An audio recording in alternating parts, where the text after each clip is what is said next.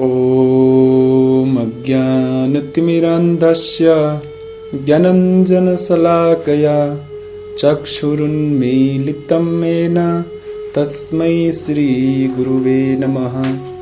श्रीचैतन्यमनोभीष्टं स्थापितमेन भूतले स्वयं रूपः कदा मह्यं ददाति सोपदान्तिकं। वन्देऽहं श्रीगुरु श्रीयुतपदकमलं श्रीगुरून् वैष्णवांश्च श्रीरूपं साग्रजातं सहगण रघुनाथं वितां तं सजीवं साद्वैतं सावधूतं परिजनसहितं श्रीकृष्ण चैतन्य देवं श्रीराधा कृष्ण पदं सहगण ललिता श्री विशाखान्वितांश।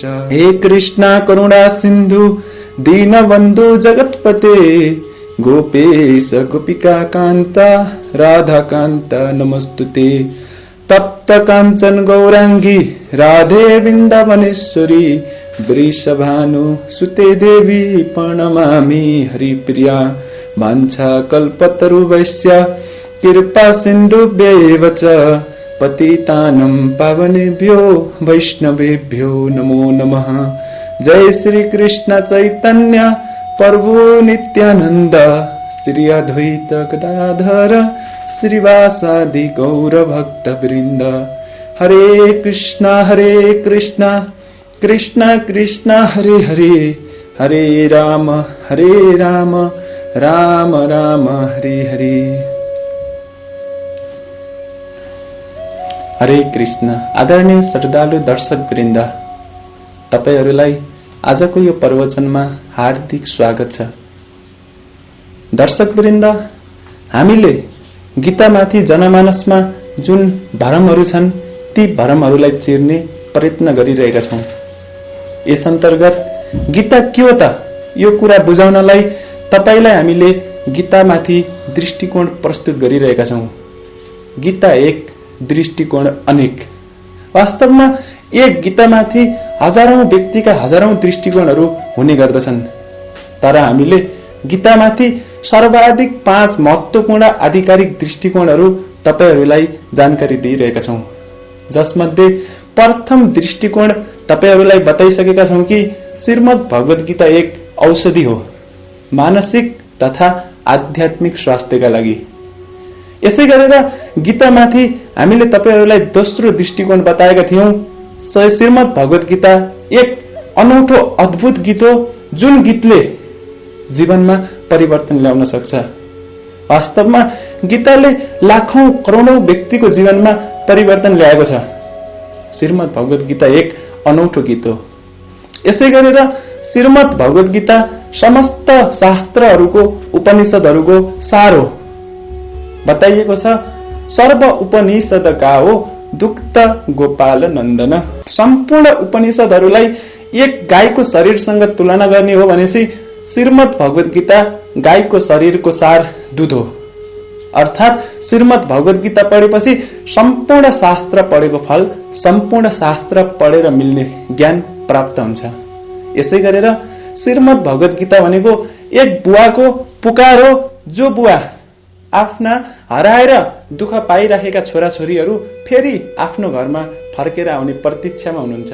अर्थात भगवान श्रीकृष्ण यो संसारका जीवहरू कहिले आध्यात्मिक जगतमा फर्केर आउलान् र यो भौतिक जगतमा मिल्ने जन्म मृत्यु जरा व्याधि आदि दैविक आदि भौतिक आध्यात्मिक विविध किसिमका दुःख कलेशहरूबाट मुक्त होलान्, यो प्रार्थना गर्नुहुन्छ, यो करुणाको पुकार गर्नुहुन्छ श्रीमद् भगवत गीताको माध्यमबाट।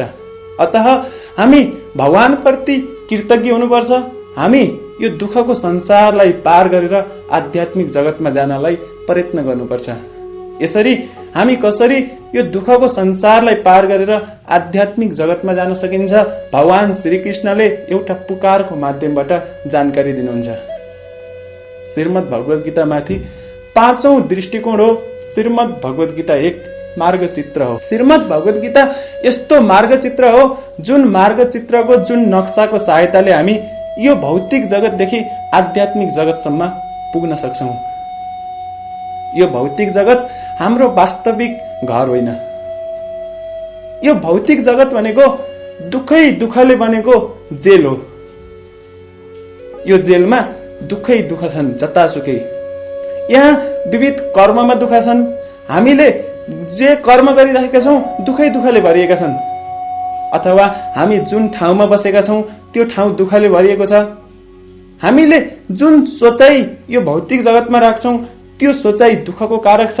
यसै गरेर यो संसारमा सर्वत्र दुःख छ, किनकि यो संसार दुःखको घर हो। यो संसार हाम्रो वास्तविक घर होइन, यो चाहिँ जेल जस्तै हो। हामी प्रथमतः आध्यात्मिक जगतमा विद्यमान थियौं, जुन जगत सच्चिदानन्दमय थियो, पूर्णतः आनन्दले भरिएको, पूर्णतः नित्यताले भरिएको तथा पूर्णतः ज्ञानले भरिएको आध्यात्मिक जगतबाट हामी यो भौतिक जगतमा गिर्न पुग्यौं अनि हामीले अनन्त दुःख प्राप्त गरेका छौं। भगवान श्री कृष्णले श्रीमद् भगवत गीताको माध्यमबाट हामी फेरि कसरी आध्यात्मिक जगतमा जान सक्छौं यो जानकारी दिनुहुन्छ। एक ठाउँदेखि अर्को ठाउँमा यही संसारमा पनि जानु पर्यो भनेपछि हामीलाई नक्साको आवश्यकता पर्छ। उदाहरणका लागि हामी काठमाडौँदेखि पोखरा जानु पर्यो। हामी पहिला कहिल्यै पनि गएका छैनौं, हामीले कसको सहायता लिन्छौं? पक्का पनि नक्साको सहायता लिन्छौं। काठमाडौँ भन्ने ठाउँ यो ठाउँमा रहेछ, नक्साको यो भागमा पर्दो रहेछ, पोखरा भन्ने यो भागमा पर्दो रहेछ। अनि हामीले खोज्न सुरु गर्छौं पोखरा पुग्नका लागि कुन कुन बाटाहरू छन्। कतिवटा मार्गहरूले हामीलाई पोखरा पुर्याउँछन्, यो कुरा हामीले खोजी गर्छौं। अनि हामीले सबैभन्दा भरपर्दो बाटो कुन छ, सबैभन्दा सुरक्षित बाटो कुन छ, यो कुरालाई हामीले टुङ्गो लगाउँछौं र त्यो बाटो हुँदै हामी यात्रा गर्छौं, आफ्नो गन्तव्यमा पुग्छौं। यसै गरेर हामी अहिले वर्तमान समयमा यो भौतिक जगतमा छौं। उदाहरणका लागि यो भौतिक जगत भनेको काठमाडौँ हो। अब हामी जानुपर्ने छ आध्यात्मिक जगतमा। उदाहरणका लागि त्यो आध्यात्मिक जगत भनेको पोखरा हो। अब त्यो आध्यात्मिक जगतमा कसरी पुग्ने, हामीहरूलाई नक्सा चाहिन्छ। आध्यात्मिक जगतमा पुग्नका लागि के बाटाहरू छन्, कुन कुन मार्गहरू हुँदै हामी जानुपर्छ, यो हामीलाई जानकारी हुनु नितान्त आवश्यकता छ। भगवान श्री कृष्णले श्रीमद् भगवत गीतामा जानकारी दिनुहुन्छ कि यो भौतिक जगतलाई पार गरेर आध्यात्मिक जगतमा जानका लागि विविध किसिमका बाटाहरू छन्, जसलाई योग भनिन्छ। योग शब्द युज्य धातुबाट लिएको हो। युज्य धातुबाट उत्पन्न हुने योग शब्दको अर्थ हो मिलन। भगवान श्री कृष्णसँग मिलन हुने प्रक्रियालाई योग भनिन्छ। तर अहिलेको समयमा धेरै व्यक्तिहरूमा के भरम छ भने योग भनेको कुनै शारीरिक क्रियाकलाप हो। शारीरिक स्वास्थ्यलाई मजबुत पार्नका लागि जुन क्रियाकलाप गरिन्छ तिनीहरूलाई योग भनिन्छ। वास्तवमा योगको सही परिभाषा त्यो होइन। योगको सही परिभाषा भनेको भगवानसँग जुन सम्बन्ध हामी बिछोडिएका छौं त्यो सम्बन्धलाई फेरि पुनर्स्थापना गर्नु भनेको योगको वास्तविक अर्थ हो। भगवानको धाममा जानका लागि, आध्यात्मिक जगतमा जानका लागि धेरै किसिमका योगहरू छन्। कर्मयोगको बाटो छ एउटा, यसै गरेर अर्को बाटो छ ज्ञान योगको, अर्को बाटो छ ध्यान योगको, अर्को बाटो छ भक्ति योगको। यसरी भगवानको धाममा अर्थात् आध्यात्मिक जगतमा जानका लागि धेरै बाटाहरू, मार्गहरू छन्। श्रीमद् भगवत गीताले यी सम्पूर्ण मार्गहरूको बारेमा जानकारी दिन्छ। एक अध्यायमा श्रीमद् भगवत गीताले कर्मयोगको जानकारी दिन्छ। दोस्रो अध्यायमा श्रीमद् भगवत गीताले ज्ञान योगको जानकारी दिन्छ। अर्को अध्यायमा ध्यान योगको बारेमा, यसै गरेर अन्य अध्यायहरूमा भक्ति योगको बारेमा। कर्म गरेर हामी कसरी भगवानसँग फेरि सम्बन्ध पुनर्स्थापना गर्न सक्छौं यो जानकारी श्रीमद् भगवत गीतामा दिएको छ। तर श्रीमद् भगवत गीतामा भगवान श्रीकृष्णले भक्ति योगलाई सबैभन्दा बढी सुरक्षित, सबैभन्दा बढी भरपर्दो मार्गको रूपमा बताइरहनु भएको छ। अतः अन्य योगको बारेमा जानकारी दिनका लागि भगवान श्रीकृष्णले केवल एक अध्याय लिनुहुन्छ।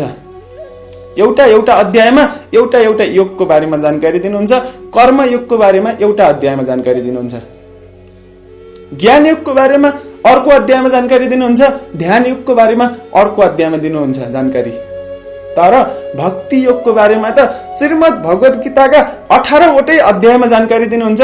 विशेष गरेर श्रीमद् भगवत गीताका अध्याय 7 देखि अध्याय 12 सम्ममा भगवान श्रीकृष्णले भक्ति योगको जानकारी दिनुहुन्छ। यसरी अन्य योगका लागि केवल एक अध्याय श्रीमद् भगवत गीतामा छुट्याइएको छ भनेपछि भक्ति योगका लागि 6वटा अध्याय। यसबाट हामीले प्रष्टसँग बुझ्न सक्छौं कि भक्ति योग सर्वाधिक महत्त्वपूर्ण योग हो। भक्ति योग रूपी मार्गबाट हामीले यात्रा गर्दा फेरि आध्यात्मिक जगतमा सहजै प्राप्त हुन सकिन्छ, सहजै पुग्न सकिन्छ। भगवान श्रीकृष्णले यो जानकारी दिनुहुन्छ। किनकि कर्मयोग राम्रो हो, तर कर्मयोगी हुनका लागि कर्म शुद्ध हुनुपर्छ। धेरै मान्छेले भन्छन् कि कर्म नै धर्म हो। केही हदसम्म यो कुरा सही हो, जायज हो, तर यहाँ विचार गर्नुपर्ने कुरा के हो भनेपछि सबै किसिमका कर्महरू धर्म होइनन्। एउटा चोरले चोरी गर्छ, चोरी गर्नु उसको कर्म हो। के चोरले चोरी गर्नु धर्म हो त? हुनलाई त्यो कर्म हो, तर धर्म भएन। यसै गरेर कोही व्यक्ति जुवा तास खेल्छन्, मांस भक्षण गर्छन्, प्राणी हत्या गर्छन्, त्यो पनि त कर्मै हो, तर त्यो कर्म शुद्ध कर्म होइन। त्यो कर्म विकर्म हो, जुन विकर्मले व्यक्तिको अधपतन हुन्छ, अर्थात् ती पापपूर्ण कार्यहरू हुन्। पापपूर्ण कर्म त धर्म बन्न सकेनन्। यसै गरेर वर्तमान समयमा हामी कर्मयोगी बन्नलाई सम्भव छैन, किनकि हामीले शुद्ध कर्म गर्नै सक्दैनौं। यसै गरेर ज्ञानयोगी बन्नलाई पनि सम्भव छैन। कलियुगको लक्षण तथा च अनुदिनम धर्मम सत्यम शौचम क्षमा दया कालेन बलिन राजन नक्षति आयुर बल स्मृति। कलियुगको प्रमुख लक्षणहरू के हुन्? कलियुगमा धर्म घट्दै जान्छ, शौच घट्दै जान्छ, सत्य क्षमा घट्दै जान्छ। यसै गरेर कलियुगमा आयु घट्दै जान्छ, स्मृति घट्दै जान्छ। यस्तो स्थितिमा हामीले कसरी समस्त शास्त्रहरू पढ्न सक्छौं? कसरी सम्पूर्ण किसिमको ज्ञान आर्जन गर्न सक्छौं? 4 वेद, 18 पुराण, 108 उपनिषद, यी धेरै ग्रन्थहरू पढेर यसको सार बुझ्नका लागि हामीसँग न त आयु छ, न त स्मृति शक्ति छ। अतः कलियुगमा यो ज्ञान योगको बाटो पनि त्यति सिफारिस गरिएको भरपर्दो बाटो होइन। अब ध्यान योग त झन् कलियुगमा धेरै गाह्रो छ। हामी ध्यान योगी बन्नु छ भने सर्वप्रथम हामी घर गृहस्थीलाई छोड्नुपर्छ, वन जंगलमा जानुपर्छ। वन जंगलमा गएर हामी तपस्याका लागि बस्नुपर्छ। तपस्या गर्नका लागि विविध किसिमका नियमहरू छन्। शरीरलाई सही स्थितिमा राखेर आँखा आधा मात्रै खोलेर नाकको अग्रभागमा हेर्दै त्यहाँ ध्यान केन्द्रित गर्दै तपस्या गर्नुपर्छ र यो तपस्या धेरै लामो समयसम्म चल्ने गर्छ। त यसो गर्नलाई कलियुगमा सम्भव छैन। सत्ययुगमा त ठूला ऋषिमुनिहरू धेरै वर्ष ध्यान तपस्या गर्दा गर्दै कोही अप्सरा आएर यसो पाउजु बजाउँदाखेरि तपस्याबाट बिउतिनुहुन्थ्यो, उहाँहरूको तपस्या असफल हुन्थ्यो। अब कसरी यो कलियुगमा हामी ध्यान योगी बन्न सक्छौं? सम्भव छैन। तर कलियुगमा भगवान श्रीकृष्णले भक्ति योगलाई अत्याधिक महत्त्वका साथ भगवत गीतामा जानकारी दिनुहुन्छ। व्यक्ति भक्ति योगी चाहिँ बन्न सक्छ। भक्ति योगी बने पछाडि उले समस्त शास्त्रको सारलाई बुझेको ठहरिन्छ। भगवान श्रीकृष्णले श्रीमद् भगवत गीताको अध्याय 6 को 47औं श्लोकमा भन्नुहुन्छ, योगिनाम अपि सर्वेश मद्गते अन्तरात्मना श्रद्धावान भजते यो माम समे युक्त तमोमत। आफ्नो धारणा राख्दै भगवान श्रीकृष्णले भन्नुहुन्छ कि सम्पूर्ण किसिमका योगीहरू मध्ये भक्ति योगी सर्वश्रेष्ठ योगी हो र यो मेरो धारणा हो। भगवान श्रीकृष्णले स्वयं आफ्नो धारणा राख्नुहुन्छ। भन्नुहुन्छ कि श्रद्धावान भजते यो माम, जसले श्रद्धापूर्वक मेरो भक्ति गर्छ, भजन गर्छ, कीर्तन गर्छ, ऊ सम्पूर्ण किसिमका योगीहरू मध्ये सर्वश्रेष्ठ योगी हो।